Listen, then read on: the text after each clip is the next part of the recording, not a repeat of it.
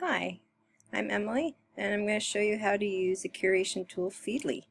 So you're going to log into www.feedly.com, and when you've Googled that and you enter it in, it's going to prompt you to set up your account.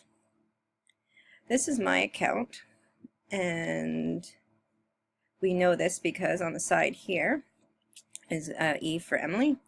I click on it as my name. You can put a profile picture if you like, and it has all the things like logging out and settings, anything that you need for support with your actual account. So once you've signed up for your account, you're going to come up to this home page. Now you won't have anything that's down here yet, but you will have right now something right here, and it says today, read later, and filters. Today will be all the things that have come up within the last day or so for articles that you're going to subscribe to. Read later is for any articles that you didn't have time to read but you don't want it to go missing or be taken off your account. Because they don't want to bog you down with too many things being saved for later. So these are the ones that you really want for later. And filters is for getting rid of any articles, websites, or keywords that you don't want to have come up when you are looking for different topics. So we're going back to today. When you start, you will have it blank here. So you're going to want to go down to Add Content and click on it. This is what it's going to look like when you bring up your home page and you click on Add Content.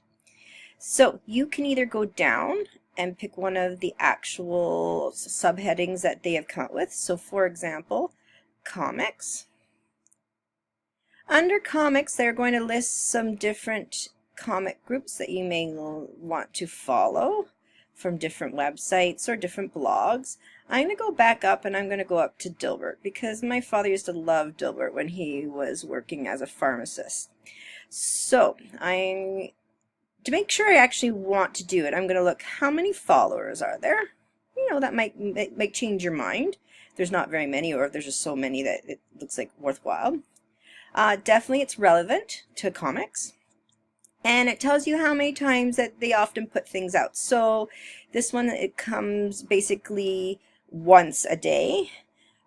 Sometimes it'll be by months or bi-monthly. These are the ones that were last posted. If I want to just take a quick look to see what would come up, I could do this. Often there's a picture here, I think. There, here's a good example. So this is what would be when it comes up. It'll give you a little bit of an intro, and then that's what you would normally see.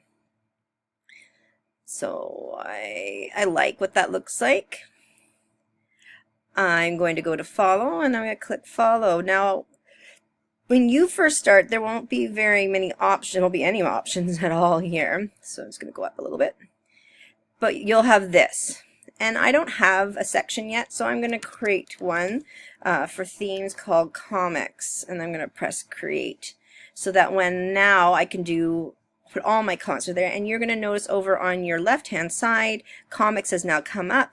There's 10 in there, so there's been quite a few done by Dilbert. Now I like what I see there, so I'm going to press that little almost like eyes or a Venn diagram, and they're going to give me some more ideas. Oh, there's Calvin and Hobbes. It is unofficial, but I think I might see what that one looks like. Oh, looks like I'm going to be getting excellent comics, and we all love Calvin and Hobbes, especially if you're a teacher. So I can follow it right from here, and when I press follow, it asks me where I want to put it. I'm going to put it in comics. It tells me I'm following it, and I can click out. I'll do this one more time. I would like to look to see at Garfield. Let's see, nothing's out there. No pictures are coming up, but most likely there'll be a picture here. I'm going to follow, and why not? We'll see what happens. So I'm going to add it to comics, and then I'm going to go out.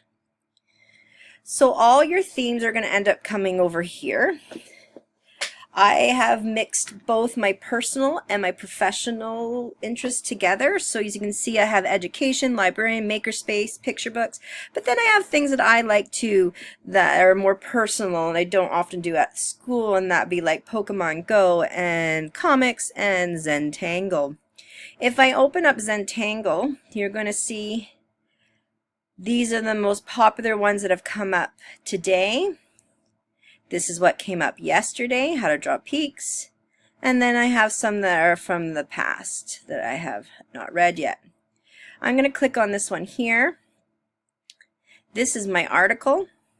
So cubine and facet peeking through. I can read the most updated version from this website.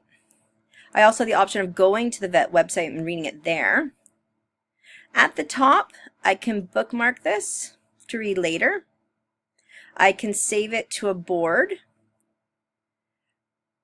I can get the link to send to somebody. And over here, I can share it now. So I can send it in email. I can share it to Hootsuite, LinkedIn, to Twitter, WordPress, and on the side I have other options such as Facebook and Google+ to share this article. Once I've done reading it, I can press exit.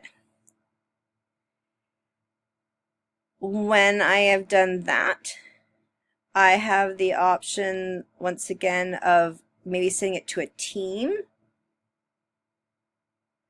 I can send it in a newsletter.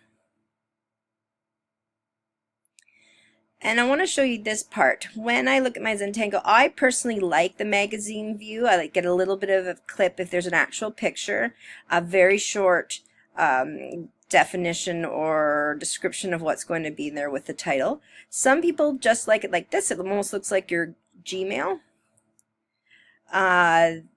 Some people like it as in card forms. Looks a little bit more like pinning on Pinterest. And finally, you can do it as the article will actually come up right away.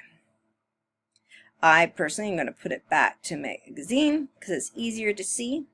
What I like about this too on Feedly is on the side they give you a few more options that you might want to explore to see. But always remember that when you're looking for more things, you just go to add content, either put in a word or you can search underneath in their headings there. I hope that this has been helpful.